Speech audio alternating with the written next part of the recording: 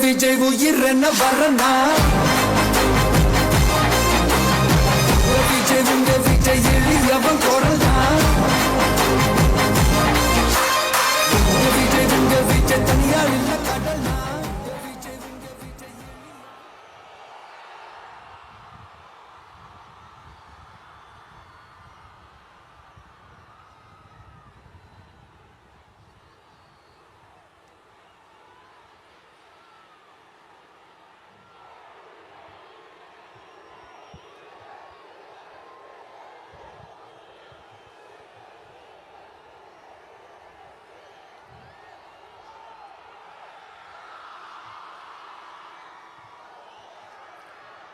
மஞ்சள் மஞ்சள் பொதுவா நல்ல காரியங்கள் ஸ்டார்ட் பண்றதுக்கு முன்னாடி இந்த மஞ்சள் எடுத்து வச்சுதான் ஸ்டார்ட் பண்ணுவாங்க. நம்ம வீட்டில் கூட நம்ம அம்மா அக்கா தங்கைகள் நமக்காக நாம நல்லா இருக்கணும்ன்றதுக்காக மஞ்சள் புடவை கட்டிக்கிட்டு தான் வேண்டிக்குவாங்க. அப்படி அந்த மஞ்சள்னாலே ஒரு தனி வைப்பு தாங்க. நம்ம கொடியில கூட அந்த வைப்ரண்டான அந்த எனர்ஜெட்டிக்கான அந்த மஞ்சள் இருக்குமே, அந்த மாதிரி மங்களகரமான மஞ்சள் விளையிற பூமி தான் இந்த ஈரோடு பூமி. இங்க வந்து மஞ்சளை பத்தி பேசாம வேற எங்க போய் பேசுறது? அது மட்டும் இல்ல, இங்க ஒரு மகத்தான ஒரு மனிதரை பத்தி நம்ம பேசி ஆகணும். இந்த ஈரோடு மண் விவசாயத்துக்கும் பேர் போன மண். இங்க நடக்கிற அந்த விவசாயத்துக்கு மிக முக்கியமான ஒரு கவசமா இருக்கிறது என்ன தெரியுமா? காலிங்கராயன் அணை, காலிங்கராயன் கால்வாய். காலிங்கராயன் அணை கட்டினதுலையும் கால்வாய் வெட்டினதுலையும் உயிரான உணர்வு பூர்வமான நிறைய விஷயங்கள் இருக்குது. அப்படி அந்த ப்ராசஸ்ல அவர் அந்த அணை கட்டும் போதும் கால்வாய் வெட்டும் போதும் ரொம்ப சோர்வடைஞ்சிட்டாராம். அப்ப அவங்க அம்மா அதை பார்த்துட்டு சொன்னாங்களாம், மகனே காளிங்கா, தயிர் வித்த காசு தாழ்வாரம் வரைக்கும் இருக்குது, மோர் வித்த காசு முகுட வரைக்கும் இருக்குது, அதை எடுத்துக்கிட்டு போய் அணைய கட்டியா கால்வாய வெட்டியான்னு சொல்லி தைரியம் கொடுத்தாங்களாம். பெத்த அம்மா கொடுக்கிற அந்த தைரியம் இருக்கு பாருங்க, அதை தாண்டி வேற எதுவுமே கிடையாதுங்க. ஒரு மனுஷனால எதையும் சாதிச்சு காட்ட முடியும். அப்படி ஒரு தைரியத்தை தான் இப்ப நீங்க என்னுடைய அம்மா அக்கா தங்கைகள் நண்பா நண்பிகள் தோழர்கள் எல்லாரும் எனக்கு கொடுத்திருக்கிறீங்க. அதே தைரியத்தை, அதே துணையா என் கூட நிக்கிறீங்க. இதை எப்படி நம்ம பிரிச்சு விடலாம்? இதை எப்படி நம்ம கெடுக்கலாம்? என்னெல்லாம் அவதூறுகள் நம்ம விஜய் மேல சொல்லி மக்களை நம்ப வைக்கலாம்? என்னெல்லாம் சூழ்ச்சிகள் நம்ம விஜய் மேல பண்ணி மக்களை நம்ப வைக்கலாம்? இப்படி சூழ்ச்சிகளை மட்டுமே நம்பி பொழப்ப நடத்துற சில சூழ்ச்சிக்கார கூட்டங்கள் இதை தொடர்ந்து செஞ்சுக்கிட்டு தான் இருக்கு. ஆனா அவங்களுக்கு தெரியாது, இது இன்னைக்கு நேத்து வந்த உறவு இல்ல. கிட்டத்தட்ட 30-33 வருஷத்துக்கு மேல இருக்கிற உறவு. ஏன் நான் சினிமாக்கு வந்தப்போ எனக்கு வயசு 10, அப்பல இருந்தே இந்த உறவு ஸ்டார்ட் ஆகி போயிட்டு இருக்கேன்னு அவங்களுக்கு தெரியாம போச்சு. அதனால என்ன பண்ணாலும், நீங்க என்ன ட்ரை பண்ணாலும், எல்லாத்தையும் விட்டுட்டு மக்களுக்காக வந்திருக்கிற இந்த விஜய மக்கள் ஒரு நாளும் கைவிட மாட்டாங்க. மக்கள் கூடவே நிக்கிறாங்க, கூடவே நிப்பாங்கன்னு அவங்களுக்கு தெரியாம போச்சு. என்னப்பா நிப்பீங்கல்ல? உங்களை நம்பிதாப்பா வந்திருக்கிறேன். அதான் இந்த சத்தம் தாங்க வாழ்நாள் பூரா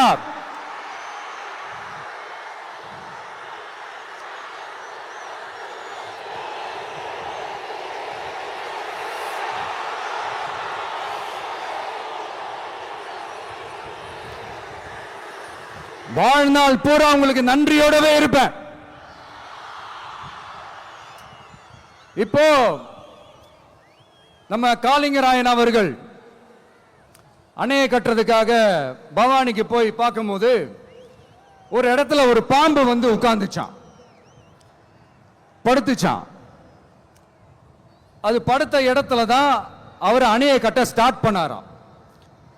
அப்புறம் அந்த பாம்பு வளைஞ்சி நெளிஞ்சி போற இடத்துலலாம் கால்வாயை வெட்டினார்னு சொல்லி சில வாய்மொழி கதைகள்லாம் சொன்னாங்க. தண்ணியை சேமிச்சு வச்சு குடிக்கிறதுக்கும் விவசாயத்துக்கும். தம்பி கீழே இறங்கு, தம்பி கீழே இறங்குப்பா, ப்ளீஸ் கீழே இறங்குப்பா.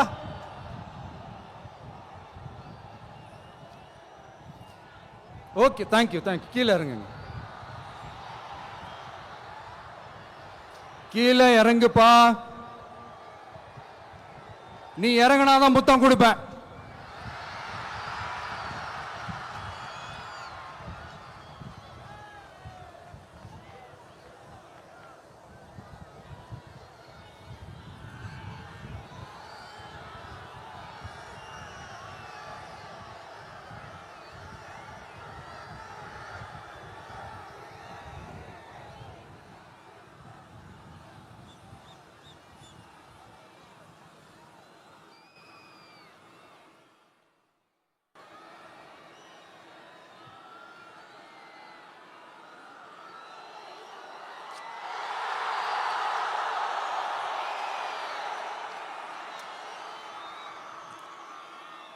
இப்படி தண்ணியை சேமிச்சு வச்சு குடிக்கிறதுக்கும் விவசாயத்துக்கும் வழி வகுக்கிறது எவ்வளவு பெரிய ஒரு நல்ல விஷயம்.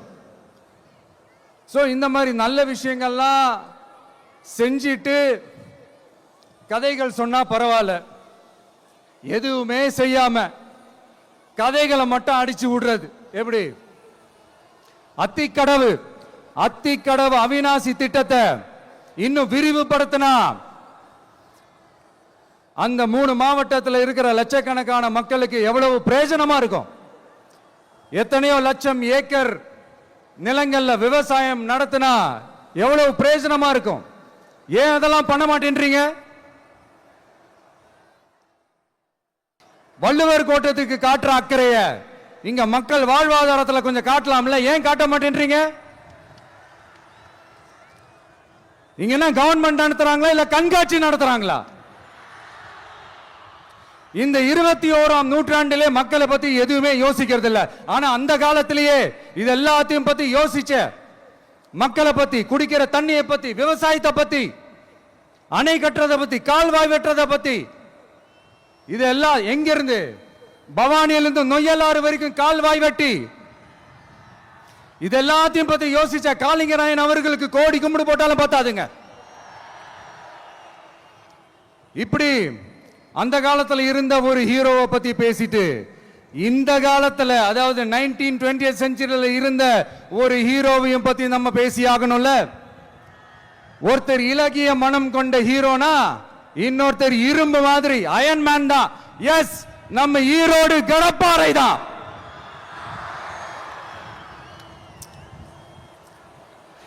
ஒட்டுமொத்த தமிழ்நாட்டையே திருப்பி போட்ட சீர்திருத்த நெம்புகோல். ஈரோடு மாவட்டத்தில் பிறந்த அவர்தான் இந்தியாவுக்கே இடஒதுக்கீடு சம்பந்தமான அரசியல் சட்டத்தை திருத்தறதுக்காக போராட்டம் நடத்தினவர் யாரு? நம்ம தந்தை பெரியாரு. 100 வருஷத்துக்கு முன்னாடியே வகுப்பு வாரி பிரதிநிதித்துவம் வேணும்னு கேட்டவர்.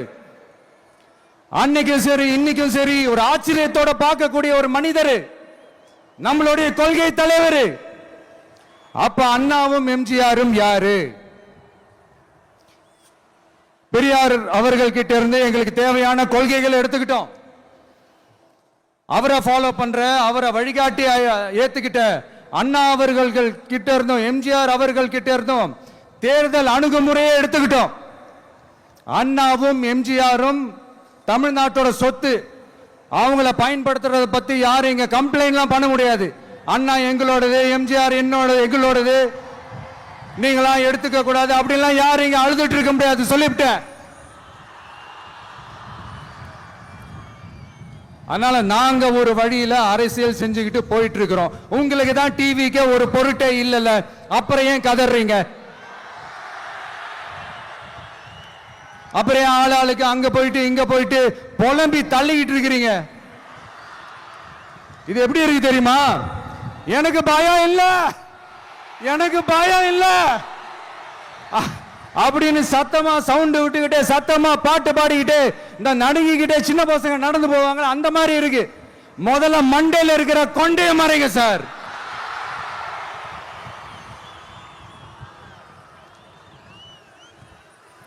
சும்மா மாறு வேஷத்துல மறு வச்சுக்கிட்டு மீடியா ஆளு, ரேடியோ ஆளுன்னு இவங்க ஆளுங்களே மாத்தி மாத்தி அனுப்பிக்கிட்டு, இதெல்லாம் என்ன மக்களுக்கு தெரியாதுன்னு நினைச்சிட்டு இருக்கீங்களா? மக்கள் எல்லாத்தையும் உன்னிப்பா கவனிச்சிட்டு இருக்காங்க. அதனாலதான் சொல்றேன், உங்களுக்கு நீங்க கொள்ளையடிச்சு வச்சிருக்கிற காசு தான் துணை. ஆனா எனக்கு என் மேல எல்லையில்லா பாசம் வச்சிருக்கிற இந்த மாசு தான் துணை.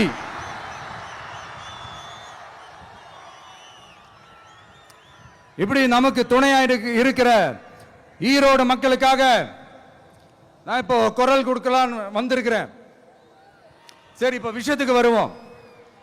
பெரியார் அவர்கள் கிட்ட இருந்த அந்த செல்வாக்கையும் அந்த பதவிகளையும் அந்த பவரையும் வச்சுக்கிட்டு அவர் என்ன சொன்னார் தெரியுமா? இவ்வளவு செல்வாக்கு, இவ்வளவு பதவிகள், இவ்வளவு பவர் இருந்தோம் நான் ஒரு 5 பைசா காசு சம்பாதிச்சிருப்பேனா? எனக்கோ இல்ல என் குடும்பத்துக்கோ பட்டங்கள் வேணும், பதவி வேணும்னு ஏதாவது கேட்டிருப்பேனா? இல்ல ஏதாவது லாபம் பார்த்திருப்பேனா? இல்ல எதுக்காவது ஆசைப்பட்டிருப்பேனா? ஆனா அவர் பேரை சொல்லிக்கிட்டு, அவருடைய கொள்கையை ஃபாலோ பண்றதா சொல்லிக்கிட்டு இப்ப ஆட்சியில இருக்கிறவங்க என்னெல்லாம் செய்யறாங்கன்னு.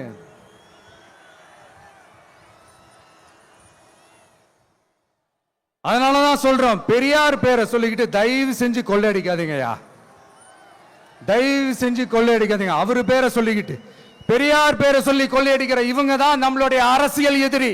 மக்களை நீங்க சொல்லுங்க, நம்மளுடைய அரசியல் எதிரி யாரு? நம்மளுடைய கொள்கை எதிரி யாரு? ரிப்பீட், நம்மளுடைய அரசியல் எதிரி யாரு?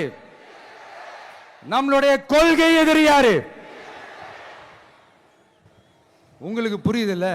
எனக்கு அது போதும்யா, எனக்கு வேற எதுவுமே தேவையில்லை.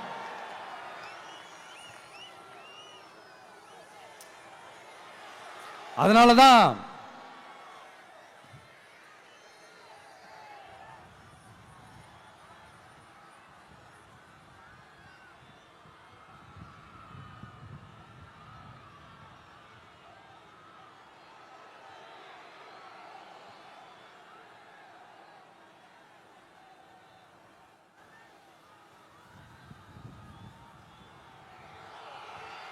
உங்களுக்கு நம்மளை பத்தி, நம்ம அரசியலோட, நீங்க எல்லாரும் என்னோட அரசியலோட கனெக்டடா இருக்கீங்கன்றது ரொம்ப தெளிவா தெரியுது. அதனால எனக்கு அது போதும். அதனாலதான் எதிரிகள் யாருன்னு சொல்லிட்டு களத்துக்கு வந்திருக்கிறோம். அதனால அவங்கள மட்டும் தான் எதிர்ப்போம். அதுவும் அந்த எதிரிகள் யாரு இப்போ இங்க 2026 சட்டமன்ற தேர்தலில் களத்துல இருக்கிறாங்களோ அவங்கள மட்டும் தான் எதிர்ப்போம். சும்மா களத்திலே இல்லாதவங்களையும், களத்துக்கும் அவங்களுக்கும் சம்பந்தமே இல்லாதவங்களையும் எதிர்க்கிற ஐடியாலாம் இல்ல பாஸ்.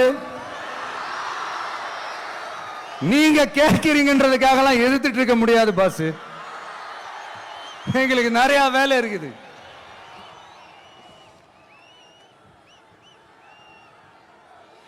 எத்தனை எத்தனை பொய்யான வாக்குறுதிகள். வந்த உடனே நீட்டை ரத்து செய்வோம், கல்வி கடனை ரத்து செய்வோம், கேஸ் சிலிண்டருக்கு மானியமா 100 ரூபாய் தருவோம், என்னெல்லாம் அடிச்சு விட்டுட்டு இன்னி வரைக்கும் கேட்கிறேன். இதெல்லாம் சொன்னாங்களே, செஞ்சாங்களா? இவங்க எப்பவுமே இப்படிதான், சொல்றது ஒண்ணு செய்யறது ஒண்ணு. திமுகவும் பிரச்சனைகளும் ஃபெவிகால் போட்டு ஓட்டின ஃப்ரெண்ட்ஸ் மாதிரி ஒன்னில இருந்து ஒன்ன பிரிக்கவே முடியாது. இப்போ ஈரோடு பகுதியில் இருக்கிற பிரச்சனையை பத்தி பேசுவோம். பெரியார் பேரை மட்டும் சொல்லிக்கிட்டு எப்படி அவரோட கொள்கைகளுக்கு எதிராக செயல்படுறாங்களோ அப்படிதான் இந்த மஞ்சள் நகரத்தோட மஞ்சளுக்கும் ஒண்ணும் பண்ணல, மஞ்சள் விவசாயிகளுக்கும் ஒண்ணும் பண்ணல. ஆராய்ச்சி மையம், சிறப்பு மையம்னு கோடி கோடியா டெண்டர் விட்டாங்க, பேருக்கு கட்டிடத்தை கட்டினாங்க. ஆனா உலகமே போட்டி போட்டு வாங்குற மஞ்சளை மதிப்பு கூட்டி விற்பனை செய்ய, அதாவது அதோட வேல்யூ இன்க்ரீஸ் பண்ணி நம்ம விவசாயிகளுக்கும் இந்த மாவட்ட மக்களுக்கும் நன்மை செய்ய இதுவரைக்கும் என்ன செஞ்சிருக்காங்கன்னு யோசிச்சு பார்த்தா ஒரு பெரிய ஜீரோ தான். கரும்பு நெல்லுக்கு அரசாங்கம் விலை பிக்ஸ் பண்றாங்க, அதையும் ஒழுங்கா பண்றதில்ல. ஒவ்வொரு முறையும் பிரச்சனை. அங்க நெல் கொள்முதல் செய்யறதுல ஊழல். சரி, நாம கஷ்டப்பட்டு விளைய வச்சது வீணா போக கூடாதுன்னு நினைச்சு நம்ம விவசாயிகள் கேட்கிற லஞ்சத்தை கொடுத்தாலும் அதுக்கப்புறம் கூட அந்த கொள்முதல் ஒழுங்கா நடக்கிறது இல்லை. அதையும் தாண்டி ஏதோ ஒரு விலை விவசாயிகளுக்கு கிடைக்குது. அப்படிலாம் இல்லாம ஒழுங்கா நேர்மையா நம்ம மஞ்சளுக்கும் நியாயமான விலை பிக்ஸ் பண்ணி தரமான விதைகளை கொடுத்தா என்ன குறைஞ்சா போயிடுவாங்க? இதெல்லாம் யோசிக்கிறதுக்கு அவங்களுக்கு நேரமே இல்லை. 24x7 அவங்களோட யோசனை என்ன தெரியுமா? இந்த விஜயை எப்படி முடக்கலாம், தமிழக வெற்றி கழகத்தை எப்படியெல்லாம் முடக்கலாம், அப்படிதான் அவங்களுடைய சிந்தனையே 24x7. எத்தனையோ வருஷத்துக்கு முன்னாடி நம்ம காளிங்கராயர் நதிகளின் இணைப்புக்கு முன்னோடியா இருந்தார். பவானி ஆத்துல வர அதிகமான தண்ணி அணை கட்டி தேக்கி தண்ணீர் வறட்சியான பகுதிகளுக்கு அனுப்பினாரு. ஆனா இன்னைக்கு இவ்வளவு நவீன வசதிகள் இருந்தோம், இவ்வளவு சயின்ஸ் வளர்ச்சிகள் இருந்தோம், இவ்வளவு டெக்னாலஜி வளர்ச்சிகள் இருந்தோம், அவங்க வாக்குறுதியில் ஒண்ணு கொடுத்தாங்கல்ல, பவானி நொய்யலாறு அமராவதி 6 இணைப்பு திட்டத்துக்கு ஒரு துரும்ப கூட கிள்ளி போடல. வாக்குறுதி நம்பர் 103 சொன்னாங்களே, செஞ்சாங்களா? சரி, இதாவது ஒரு பெரிய ப்ராஜெக்ட் வைங்க. ஆறுகளை சுத்தப்படுத்த பல்லாயிரம் கோடி நிதி ஒதுக்குவோம், தமிழ்நாட்டில் உள்ள ஆறுகளை சுத்தப்படுத்துவோம்னு சொன்னாங்களே, செஞ்சாங்களா? ஆனா ஆத்து மணலை கொள்ளையடிக்கிறதுல மட்டும் வேலையை கரெக்டா செய்வாங்க. இதை நான் ஏன் திரும்ப திரும்ப சொல்றேன்னா, மக்களே நீங்க புரிஞ்சுக்கணும். கொஞ்சம் மசந்தா மற்ற மாவட்டங்கள்ல மணல் காணாம போன மாதிரி, மலைகள் காணாம போன மாதிரி, நம்ம மாவட்டத்தில் தனி வளத்தை கொடுத்த செம்மண்ணும் காணாம போறதுக்கு வாய்ப்பு இருக்கு மக்களே. நம்ம மண்ணுக்கும் நம்ம ஆத்துக்கும் நம்ம விவசாயிக்கும் தான் இந்த மோசமான நிலைமை. அதனால ஏதாவது தொழில் செஞ்சு பிழைக்கலாம்னு பார்த்தா அதுக்கும் எங்க விடுறாங்க? தொழில்னு பார்த்தா 30% நெசவாளர்களுக்கு கூலி பாக்கி. அரசாங்கம் நம்ம நெசவாளர்கள் கிட்ட இருந்து கொள்முதல் செய்த வேட்டி சேலைக்கான கூலியை கூட போராடித்தான் வாங்க வேண்டியதா இருக்குது. அது சலுகையோ உதவியோ நலத்திட்டமோ கிடைக்காது. நம்ம உழைப்புக்கான ஊதியம், நம்மளோட உரிமை, அதுக்கே போராட வேண்டிய நிலையில தான் இந்த அரசாங்கம் நம்மளை வச்சிருக்கு. நல்லா பார்த்துக்கங்க மக்களே, உரிமைக்கு குரல் கொடுத்தவங்க தான் இவங்க. சிறு குறு தொழில்கள் பீக் ஹவர்ஸ் சார்ஜ்னு கரண்ட்டுக்கு அநியாய விலை வச்சு அதையும் செய்ய விடாம நம்மளை முடக்கிறாங்க. அந்த பீக் ஹவர்ஸ் சார்ஜ் கொள்ளையால எத்தனை வருஷமா எவ்வளவு பேர் பாதிக்கப்படுறோம், எவ்வளவு தொழில்கள் பாதிக்கப்படுது. நாமளும் கத்துறோம், போராடுறோம், கோரிக்கை வைக்கிறோம். எதையாவது இவங்க கண்டுக்கிறாங்களா? கொஞ்சம் யோசிங்க. ஏன் கண்டுக்க மாட்டேன்றாங்கன்னு கொஞ்சம் யோசிங்க. அப்பதாங்க பிரைவேட்ல அதிக விலைக்கு கரண்ட் வாங்க முடியும், அதுக்கு டெண்டர் விட முடியும். அப்படி டெண்டர் விட்ட மேட்டர்ல எல்லாம் என்ன நடக்கும்னு உங்களுக்கும் தெரியும், எனக்கும் தெரியும், நம்ம எல்லாருக்குமே தெரியும். இந்த மாதிரி ஈரோடுல மட்டும் இல்ல, எந்த மாவட்டத்துக்கு போனாலும் பிரச்சனைகள் மேல பிரச்சனைகள் தான்.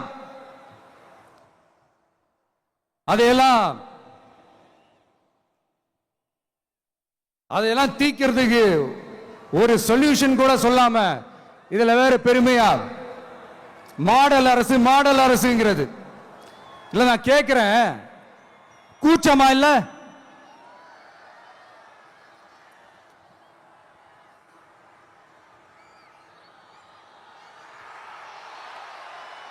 இதெல்லாம் கேட்டா அப்படியே நம்ம பக்கம் யூட்டர்ன் அடிச்சு வந்துருவாங்க.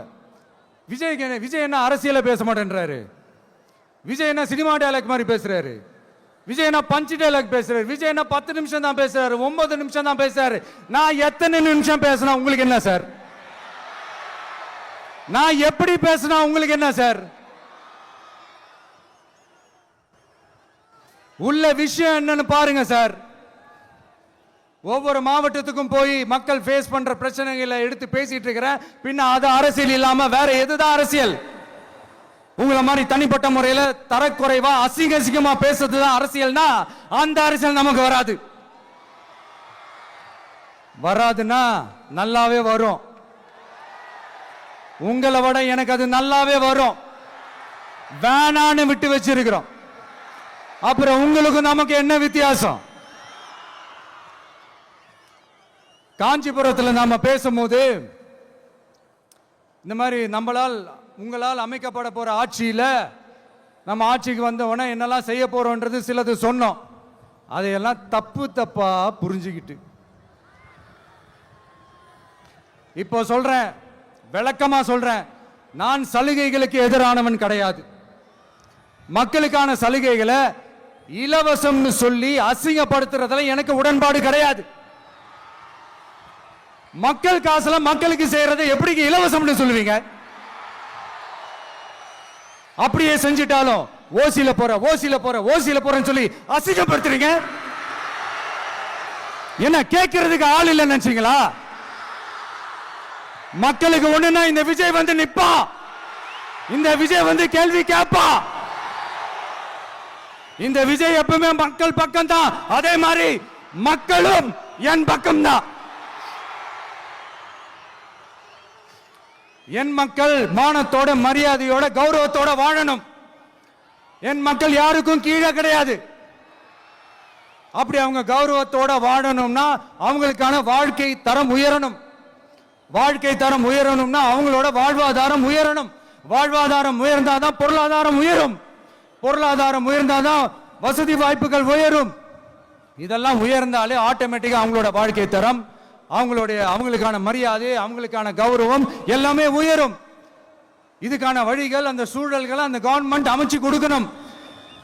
இதுக்கான அந்த திட்டங்களை செயல்படுத்தணும். இதெல்லாம் செஞ்சாதான் அந்த அரசாங்கம் ஒரு நல்ல அரசாங்கம். இதைத்தான் சொன்னோம்.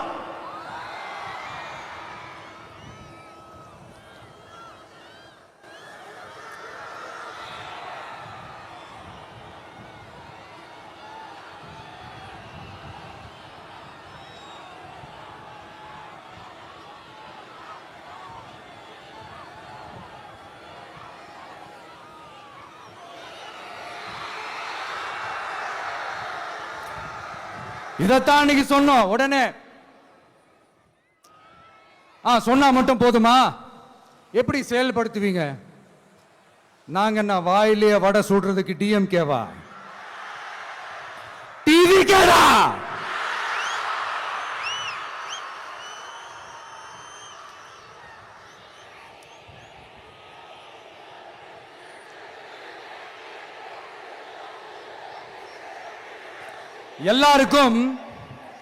எல்லாருக்கும் நிரந்தரமான ஒரு வீடு இருக்கணும்னு சொன்னோம். உடனே எங்க ஆட்சியிலே நாங்க எல்லாரும் வீடு கட்டி கொடுத்துட்டோமே அப்படிங்கிறது இல்ல. நான் கேட்கிறேன், இங்க உங்களை தான் கேட்கிறேன், இங்க வாடகைக்கு இருக்கிறவங்களே இங்க யாரும் இல்லையா? எல்லாருக்கும் சொந்தமா வீடு கட்டி கொடுத்துட்டாங்களா? அடுத்து வீட்டில் இருக்கிற ஒவ்வொருத்தரும் மினிமம் டிகிரி படிச்சிருக்கணும் அப்படின்னு சொன்னோம். உடனே எங்க ஆட்சியிலே எல்லாரும் டிகிரி படிச்சு முடிச்சிட்டாங்களே அப்படிங்கிற மாதிரி சொல்றது அது உண்மைனா? ஸ்கூல் லெவல்லையே டிராப் அவுட்ஸ் அதிகமானது யாரோட ஆட்சியிலங்க?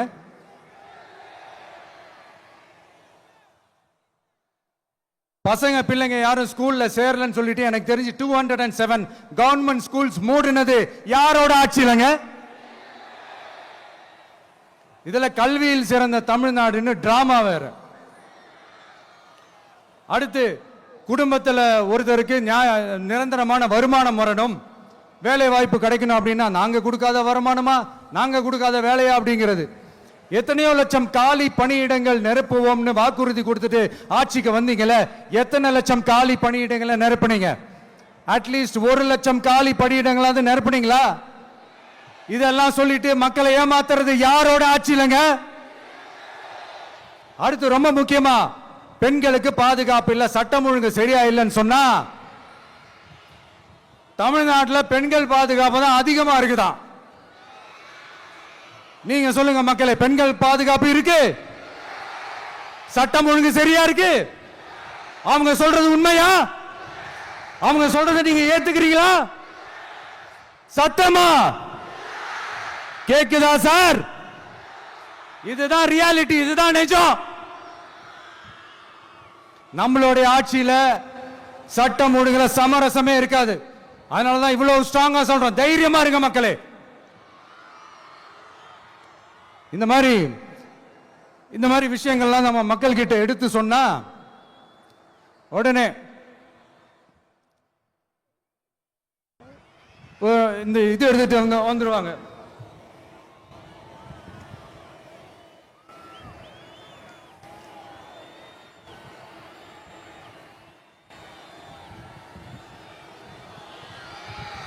இந்த மாதிரி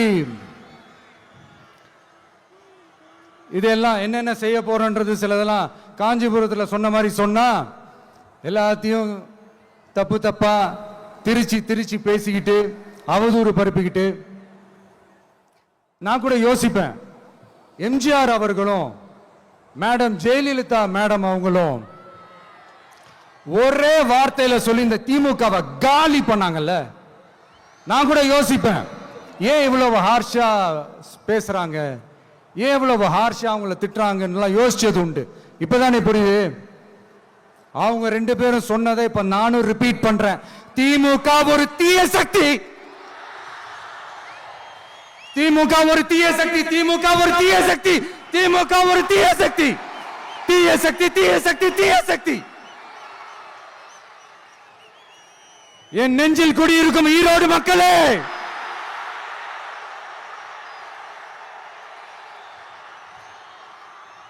டிவிகே ஒரு தூய சக்தி.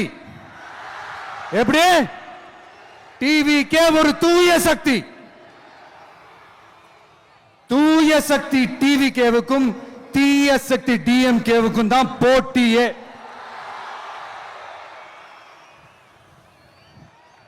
என்ன முடக்கலாம்னு நினைக்கிறீங்க, ஆனா இந்த சத்தத்தை ஒரு நாள் உங்களால முடக்க முடியாது. மக்கள் விரோத திமுக அரசை வீழ்த்த மக்கள் சக்தியான நம்மளால மட்டும்தான் முடியும். அண்ணன் செங்கோட்டையன் அண்ணன் அவர்கள் நம்ம கூட வந்து சேர்ந்தது நமக்கு ஒரு மிகப்பெரிய ஒரு பலம். அந்த மாதிரி செங்கோட்டையன் அண்ணன் அவர்கள் மாதிரி இன்னும் நிறைய பேர் வந்து சேர இருக்கிறாங்க. அவங்க எல்லாருக்குமே அந்த உரிய அங்கீகாரத்தை கொடுப்போம். அது மட்டும் இல்ல, அப்புறம் இன்னொரு விஷயம் சொல்ல மறந்துட்டேன்.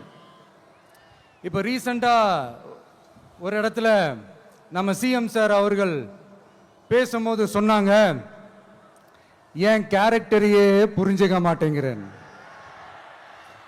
இது சினிமா டயலாக் இல்லையா? நான் ஏதாவது பேசினா சினிமா டயலாகா? சார் பேசினா அது சினிமா டயலாக் இல்லையா? சிலப்பதிகாரத்திலிருந்து எடுத்ததா அந்த லைன். என் கேரக்டரையே புரிஞ்சுக்க மாட்டேன்றது. உங்களை எப்படிதான் சார் புரிஞ்சுக்கிறது? எந்தெந்த விஷயத்துலலாம் சார் உங்க கேரக்டர் நாங்க புரிஞ்சுக்கிறது? அதையும் நீங்களே சொல்லிட்டீங்கன்னா கொஞ்சம் நல்லா இருக்கும் சார். சட்டம் ஒழுங்குல நாடே சந்தி சிரிக்குது, அதுலயா? பெண்கள் பாதுகாப்புல நாடே சந்தி சிரிக்குது, அதுலயா? பொய் வாக்குறுதிகளா கொடுத்து ஏமாத்தி ஆட்சிக்கு வந்தீங்களே, அதுலயா? எதுலதான் சார் உங்க கேரக்டர் நாங்க புரிஞ்சுக்கிறது? ஆனா ஒண்ணு, தமிழ்நாட்டில் ஆட்சி செய்யற நீங்களும் சரி, ஒன்றியத்தில் ஆட்சி செய்ய